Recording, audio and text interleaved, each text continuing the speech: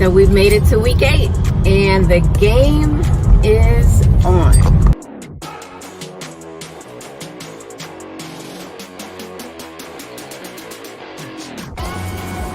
This week we are focused on progress over perfection, and I'm excited to see what the APs come up with out of this week, how they prioritize making small progressions to have a better end result rather than focusing on perfection of performance, looking more at adopting the spirit of excellence and mastery versus trying to look, feel, be perfect in thought and mind and body.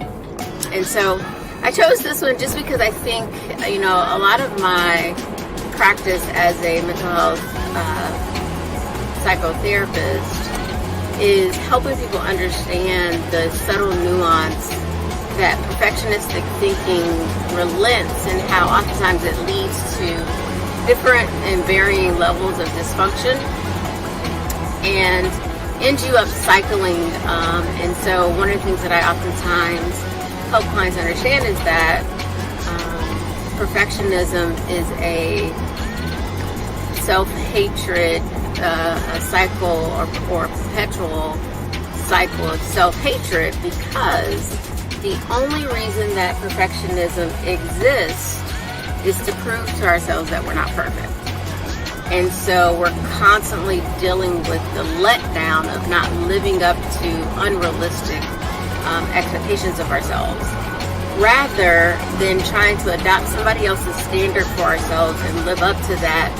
What I've found to be a lot more healthy, even for myself, is looking at the progress that I'm making over time and making a concerted effort to achieve small short-term goals, and then also embracing grace with myself, or striving for a spirit of excellence over anything else, understanding that my goal is to excel at this, that the journey is ongoing, and I'm always growing no matter what with that line of thinking.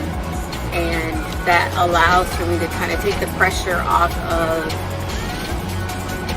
feeling hypercritical of myself, or feeling that I've done myself wrong if I choose to have a cheat meal or a happy day meal.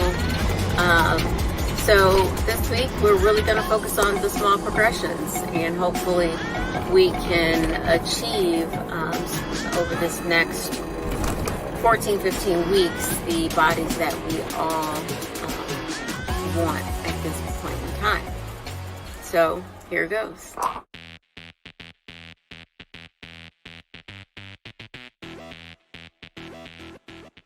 So yeah, perfectionism definitely hinders fitness goals, and not just fitness goals, but any goal for that matter, because goals should be reachable, they should be smart, they should be attainable, they should be something that you're able to measure progress, being able to see how close you are to truly accomplishing that goal that you set out for.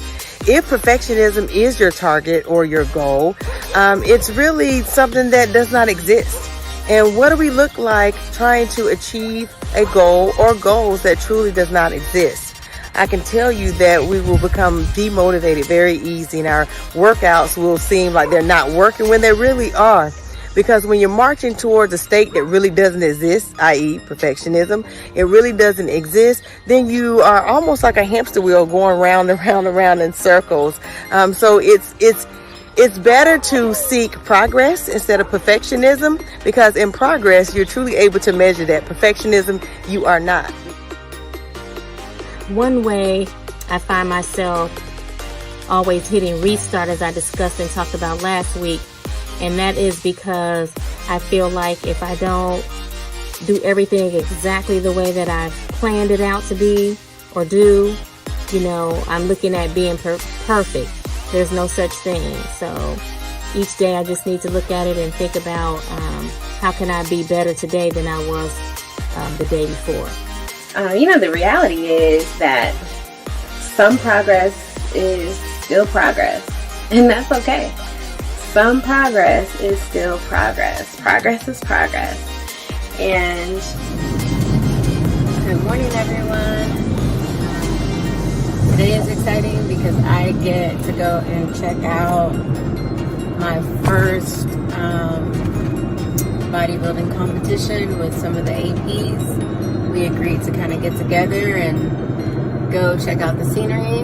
Chandria has competed before, so she kind of knows what this is all about. Thought it would be a great idea to go out and just check it all out and get a feel for it. So I am heading there now, and I'm actually running late, but that's okay.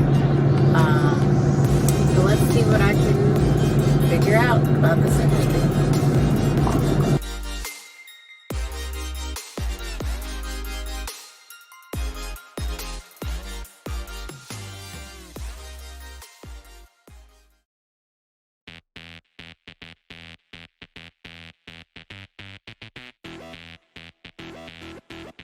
Had a lot of fun just hanging out with friends, but also got a lot of strength training in this weekend.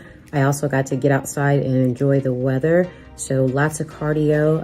I enjoy running outside, so had 2 great runs on Saturday and Sunday. We're in the process of taking these progress pictures, and those are a great reality check for me. It lets me know which areas I need to continue to focus on. But then also at the end of the day, I know that I am not perfect. I'm not striving for perfection. I'm simply trying to be fit. I want to be healthy, and I want to look good naked. So I do think perfectionism is the enemy of progress for a couple of different reasons. One, I think perfectionism allows a lot of room and a lot of opportunity for self-sabotage, because you are trending or you are seeking a extreme level of excellence that may not exist. It basically says there's a certain way that you have to do it, and you cannot go outside the lines. It doesn't allow room for mistakes. It doesn't allow room for those cheat days that we enjoy. Whereas progress truly allows you to enjoy the journey, enjoy the moments, make a mistake, get back up. It allows grace. And perfectionists will always tell you you're not good enough. You didn't do that good enough. Whereas progress celebrates you along the way and helps redirect you when you make a mistake. So simply put, they're enemies because progress allows grace and perfectionism doesn't. So I finished this morning's workout. Today was leg day. I worked about 30-40 minutes, and I felt like something's better than nothing. Each day is not going to always be perfect. And if I dwell on trying to be perfect, it would hinder my progress in the fact that how I probably typically view sometimes each day as being a failure. If I don't complete everything, I hit restart. So just finished the workout. I'm getting ready to do some meditation. Get in the sauna. It is warming up. I'm almost ready. So about to get in. Perfect will hinder you from progress. So we're not looking for perfection, but we are looking for progress. And that's what I'm all about, is making some progress. So I am going to get back to my sauna session and have a wonderful week and continue to follow our journeys, share your journeys with us. Remember to hashtag me versus me mindset challenge. This is the start of a new week. I am going to get on the scale to see how much I currently weigh, and then in a week I'll see if there's any losses or any gains. Intent is not to lose any weight, but to gain muscle and tone. Let's go.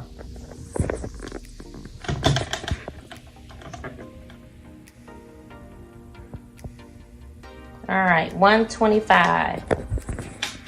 So as you see, I currently weigh 125. We'll see if there's any changes in 1 week. All right, here's me getting on the scale. And I'm about 145.5, which this is off a little bit. This morning I weighed in a little bit heavier than that, but I wanted to document my weigh-in. So the best results I tend to get are those that I do with absolutely nothing on. And so by doing that, you know, it took 1.5 off the scale. I tend to rely more on Renee's scale because every time I do a comparison, mine is about 2 or 3 pounds over.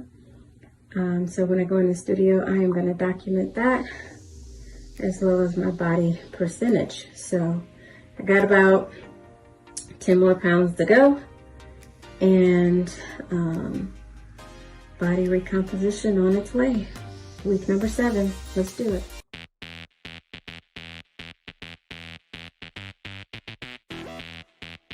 One way to embrace progress over perfectionism is to really commit to enjoying the journey.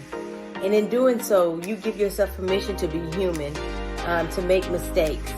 And you give yourself grace. And when you give yourself grace, that means you can mess up and you can start back over again. And any goal of mine that I want to achieve, I want progress over perfectionism. I want to be able to celebrate along the way, enjoy the process and the journey while reaching my goal. I like to make workouts fun and enjoyable. After going to the recent bodybuilding competition and hanging out with my APs, I felt re-energized and decided to find ways to keep my body in motion. This is, for me, key to combating thoughts of needing to be perfect, but just focusing my efforts in making bite-sized progress. Hi you guys, I'm back. It's been a week. So let's see what my current weight is. If I've gained any muscle in 1 week, if that's possible, I would imagine it could be. Or if I've lost, or if I remain the same. Here we go.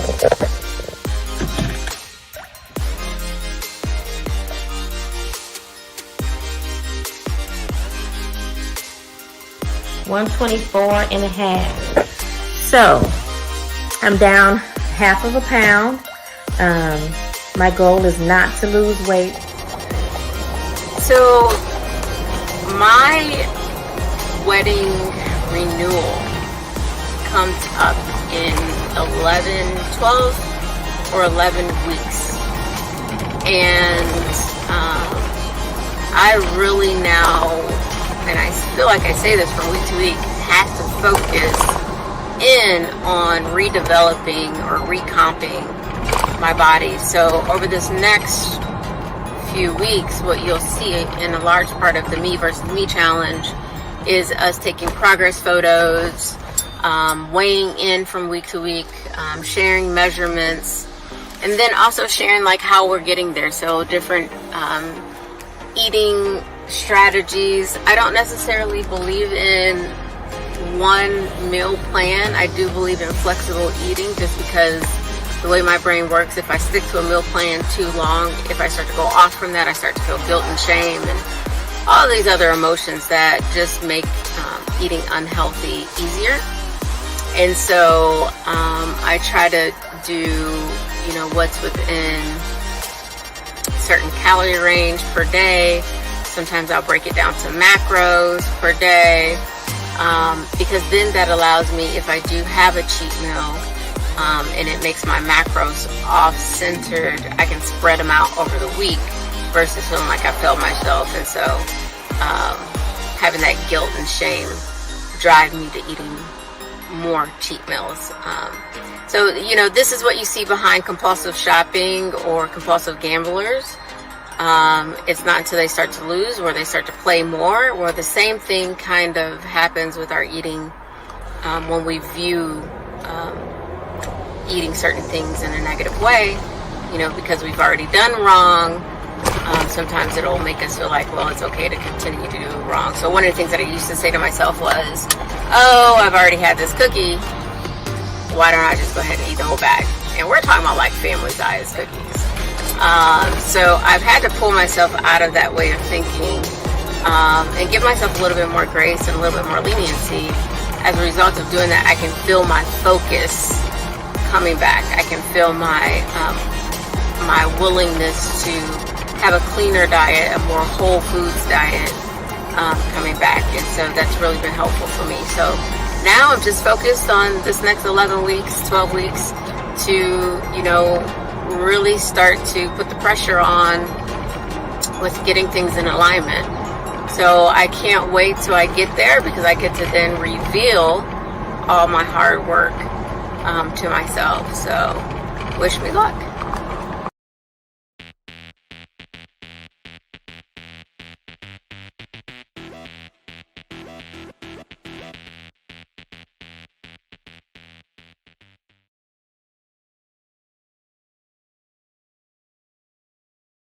All right, so Miss Andrea, how are you doing today? I am good. Today has been a great day. Awesome. Yeah. So we are now in week 7 of this challenge. Yeah. And, you know, we've had ups, we've had downs. Mm-hmm. How do you feel like you've fared so far? Yeah, so am I where I want to be for week 7? No. But am I okay with that? Absolutely, because I am giving myself some grace. Now, I know my sis Renee says we get 5 graces, but I think I'm only at maybe grace 2. So anyway, you know, there certainly have been some ups, like you said, and certainly some downs. And so I've celebrated the ups because that's been progress. And what I've learned over the past, I don't know, few years, just thinking about how I've struggled with perfectionism. Some progress is still progress. It is okay to, you know, I set out and want to do a, you know, hour-and-a-half workout, but maybe my schedule for that particular day, you know, maybe I got up late. Maybe I have a meeting and it's early, and the only time that I have may be, hell, 15 minutes, 20 minutes. So I've learned to adjust and be okay with that adjustment. So, you know, if it's just 15, 20 minutes, I better be intense with the HIIT session for 20 minutes, right? To try to maximize whatever time I may have. Absolutely. And so you mentioned the idea of perfection. So this week, of course, we're focused on progress over perfection and, you know, embracing ourselves for where we are, striving for a spirit of excellence over that of perfection. Can you tell me, before you were able to adapt to this idea of progress versus constant comparison of perfectionism, what was that like for you, and how are things different as you approach your goals? Yeah, so before, it was kind of all or none, right? Just, you know, here is the plan, and the plan consists of, you know, 6 days of cardio and or 6 days of strength training and 6 days of cardio. And if I didn't check the box on all of those, it was a sense of, damn, I failed, right? And it mentally played with me, because I'm like, well, man, I didn't get this done. And so when you start to so I'm a visual person, so when you start to look at things visually and with the mindset of perfectionism, and I'm checking stuff off, but I'm not checking everything off, then that really was detrimental to just reaching my goal, because I was so set on, damn, I missed this, this, and that. Not focusing on what I did do, it was always what I didn't do. And so now, thank God for a shift in mindset. I tell you, the mind it can be a battlefield. And so I feel like right now, I'm very intentional about focusing on how I can win with the time I have, right? And just really focusing on mentally being in a better space. So how are you intentional from day to day to ward off those thoughts of being perfect or striving for any level of perfectionism? Well, I go back to really my relationship with God. Hello, I am so thankful that I don't have to be perfect. Now I know that and I recognize that, because there is only one perfect person, and that is Jesus, the Son of God, came here, died for our sins. He was perfect. So I don't have to be. I can depend and rely on him. And that is refreshing, and it lifts a weight off that we were never intended to bear, right? I think of the scripture out of Matthew, take up my yoke, right? And let me bear it, right? Mm-hmm. So that just has had a whole new meaning. I don't think I understood that really until really recently. Mm-hmm. And so it's amazing how God's word is refreshing, and it hits when you need it to hit. Even if you've been familiar with the scripture or a word over the years, sometimes it doesn't hit until you need it to, right? Mm-hmm. And it has the meaning that it's supposed to have at that particular time. Mm-hmm. So that's been refreshing. Awesome. And so it sounds like to me, to give a little practical spin on it, you've learned to kind of surrender up that part of you.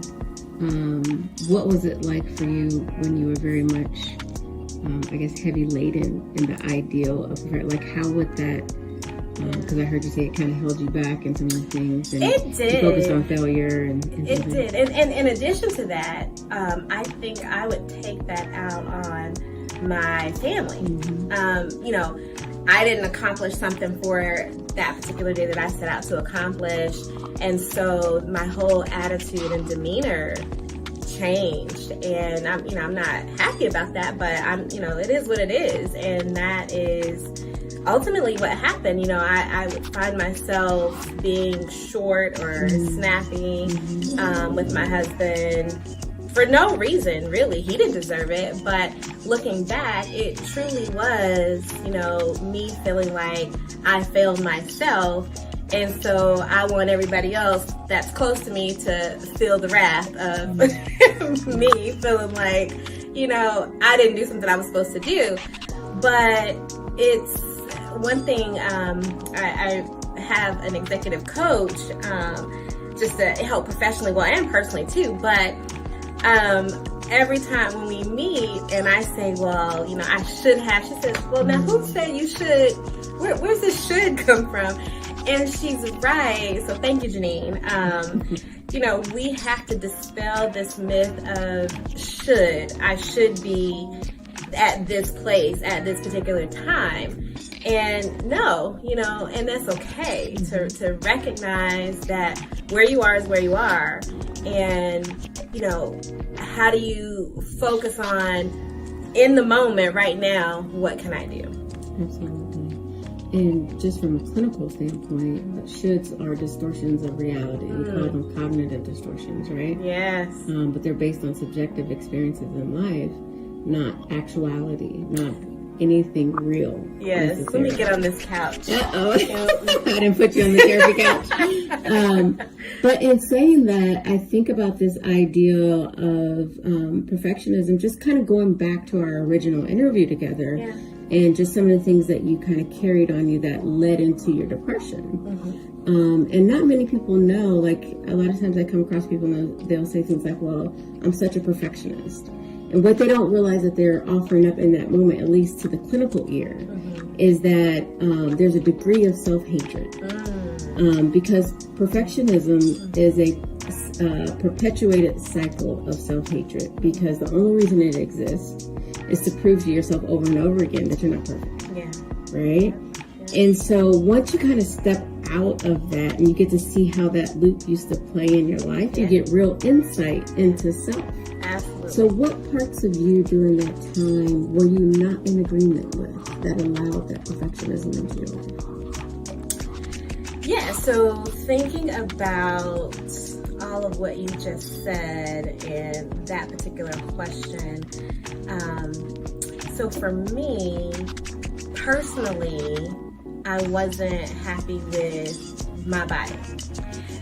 You know, so I competed, right? And so, you know, mentally, you're at a place where you see your body at a certain body fat percentage, and that is stage weight and stage weight only.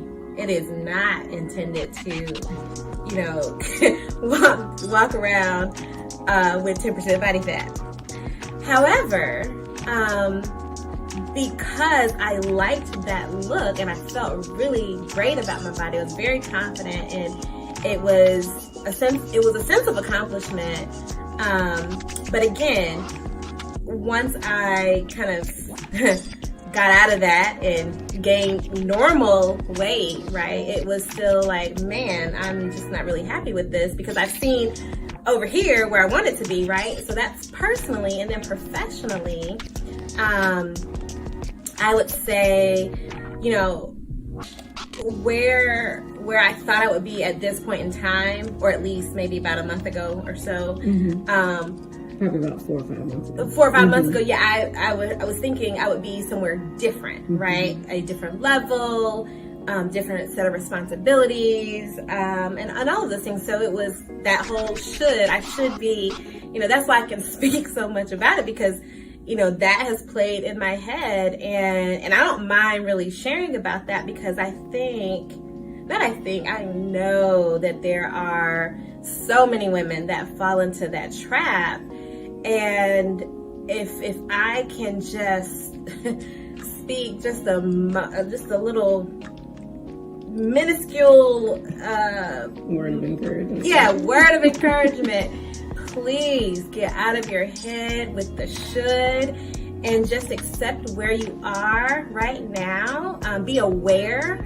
I think awareness is half the battle. But know that where you are is still progress over where you were, right? It's, and I posted the other day, you know, if you're still in the same place that you were now as in last year, then there's probably some work that you need to do. Absolutely. But 9 times out of 10, you're not in the same place, and you actually have grown in some shape, form, or fashion, in some way or another. And so recognize the growth, even if you feel like the growth isn't where you think it should be. It is still growth. And ultimately, you know, God's timing is the best timing. And so I can't say that enough, that his timing absolutely is the best. And so once I surrendered and relinquished whatever control I thought I had, God already had stuff lined up for me, because what God has for you is for you. I'll tell you that. And so oftentimes he allows things to happen and you go through different seasons in order for you to grow and to prepare you for what he has. But that can be delayed by us. We can delay that. And I certainly delayed it for me. Even though I said I wanted to be here and there, it wasn't time. And so once I relinquished and let that go, man, God said, okay, here you go. You know, and I'm still kind of in awe of just this season right now. And so I'm just thankful. I'm thankful for this fitness journey. It comes at a really good time because it allows me to focus and keep me as a priority and to fill my cup so that I can give the overflow to all of those that are around me. Very insightful. So a bit of a tricky question for you, but I really want you to think through it. With the knowledge that you have now about what you went through to be able to arrive where you are, if you as an adult today had an opportunity to go to yourself a year ago when you were going through that depression, that what we titled hiatus in your first cover, What would you want to coach her through just as a fellow Black woman? What would you want to say to her or help her with? Wow, what a poignant question.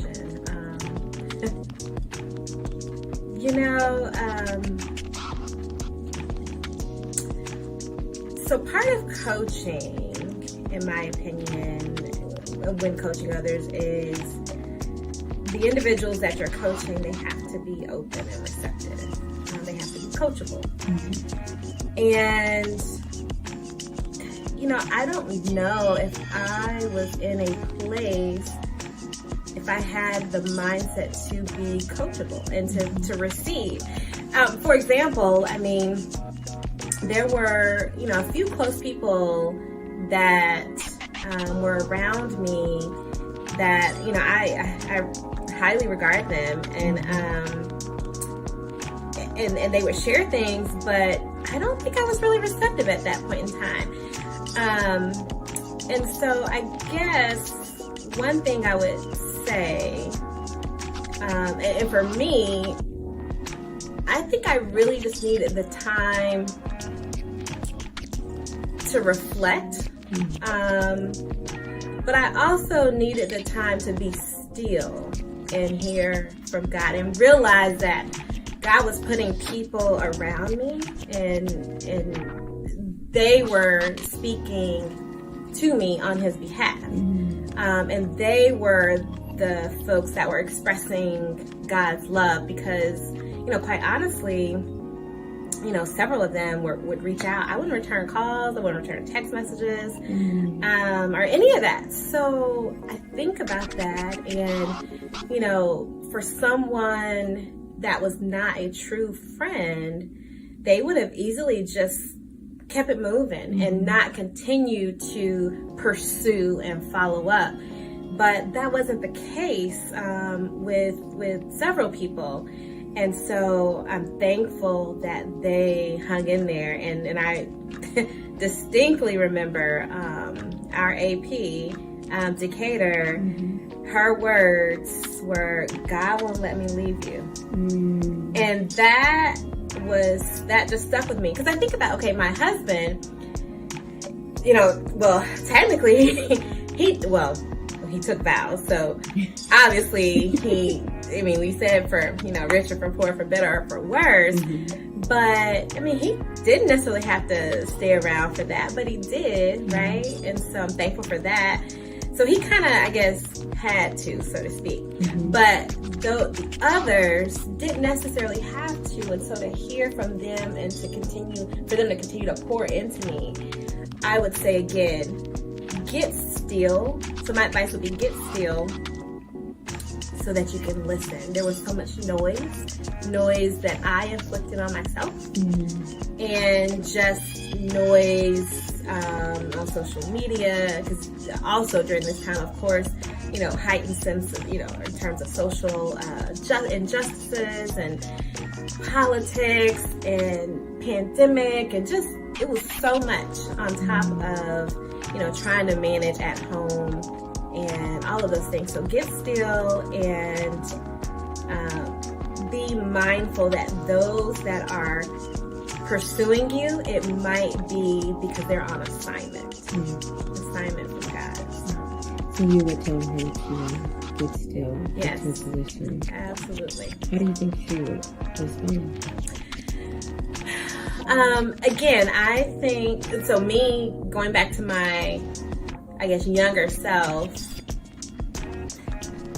depending on where I was, what state of mind, I might be receptive, I might not be.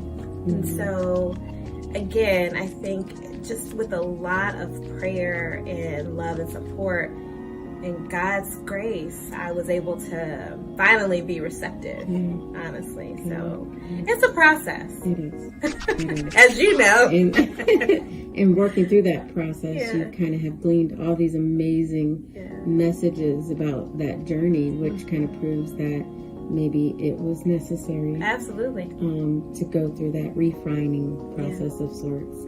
I do feel it was necessary. Now, on the other side, going through it, not so much. But, and we oftentimes don't see the mountain or the cloud or the storm absolutely when we're going through it, right? So I'm just excited to see that you made it.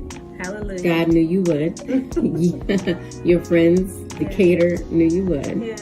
And you've just kind of been sticking to this. So if you could give her a piece of advice based on everything that you've learned, what's the one thing you would tell her? And I want you to tell her as if you were talking to her.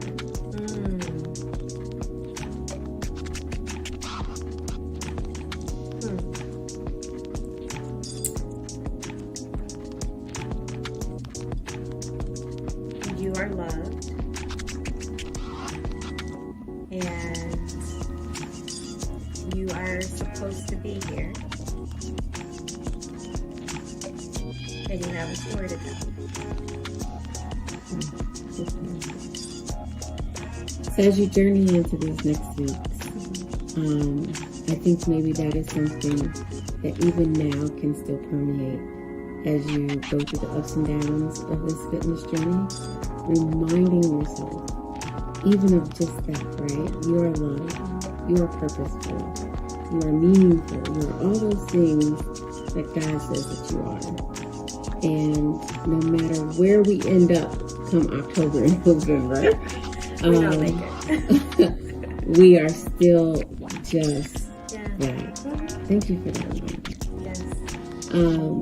So you recently posted, to conclude, to stage or not to stage, because we got an opportunity to go see. Yeah. Look, that's my way of bringing it full circle, right? To go see some amazing bodies. It was over the weekend, right? And even eat some cheating vegan food in the process, which was delicious. I don't know if that would be clean. It was too. No, it was too dirty. It was too like when you go through a meal in less than 5 minutes. Check out vegan Black Leaf Vegan. Yes. It was really good. Yes, and we'll post the picture up. But has a decision been made for you? You would ask me so that everyone else can hold me accountable. Or you could just say, we'll see. Yes, this is your opportunity to step up to the plate, AP, and be held. All right, so inquiring minds want to know, to stage or not to stage? That is the question. I say let's do it. To stage. Let's do it. Well, congratulations on now your widely held view. I gotta do it. Making this commitment, because now, no pressure. No pressure. No pressure. Progress over perfection, making every attempt at adopting a spirit of excellence, and knowing that you only can do what you can do. Yeah, absolutely. Amen. So is there any last words that you'd like to leave for me? Yeah, I am thankful for the Me versus Me Mindset Challenge. It certainly has been a blessing, and I would love to hear how it's going for all of you. Be sure to post and hashtag Me versus Me Mindset Challenge. Let us hear your stories. Share with us. We're sharing each week and being open and honest, and no judgment or anything. And so we want to hear from you. So chime in and let us know. Show pictures, because we're all in this together. And I think the beautiful thing about this journey is it's just amazing women with a common goal, and ultimately that is to be our best selves. Mind, body, and spirit. Yes, so absolutely. Well, thank you, Miss Andrea, and I cannot wait to see us in October. So wonder if he's gonna say us. In November. Me for my wedding in September. But yes, to compete right along with you. Yes, it's going to be awesome. I'm looking forward to the journey. Amen. All right. Thank you. Thank you.